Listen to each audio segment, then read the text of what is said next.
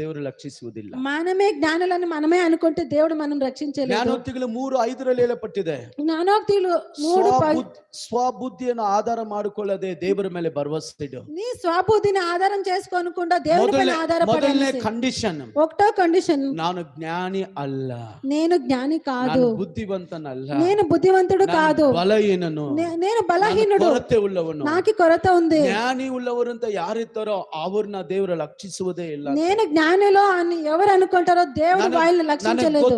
ನನಗೆ ಗೊತ್ತು ಅನ್ನೋರ್ನ ದೇವರು ಯಾವತ್ತೂ ಕ್ಯಾರೆ ಮಾಡಲ್ಲ. నాకు తెలుసు అనుకునే వాళ్ళకి దేవుడు ఎప్పటికీ చూడడు. ದೇವ್ರು ಕೇರ್ ಮಾಡ್ತಾರಂದ್ರೆ, ದೇವರೇ ನಾನು